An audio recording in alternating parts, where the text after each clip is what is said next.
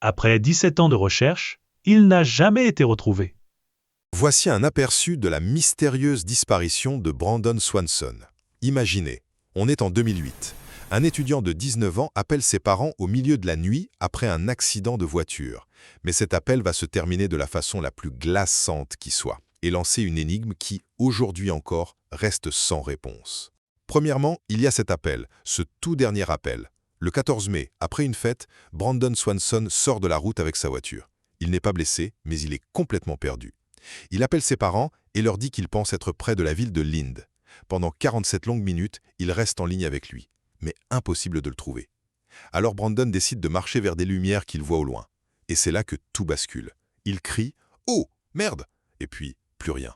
Le silence total. Deuxièmement, les indices qui sèment la confusion. Vous voyez, son téléphone qui aurait dû le sauver a en fait tout compliqué. Pendant que sa famille le cherchait près de Linde, les données de son portable racontaient une toute autre histoire. Il était en fait à 40 km de là. C'est là qu'on a retrouvé sa voiture, abandonnée dans un fossé. Des chiens pisteurs ont bien suivi une piste sur près de 5 km. Une piste qui mène jusqu'à une rivière avant de s'évanouir dans la nature. Et finalement, au cœur de cette tragédie, il y a un héritage. Car depuis ce jour, on n'a jamais retrouvé la moindre trace de Brandon.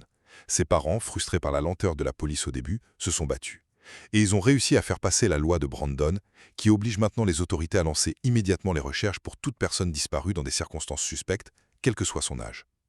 Plus de 15 ans après, ce cri dans la nuit reste le dernier et obsédant écho de Brandon Swanson.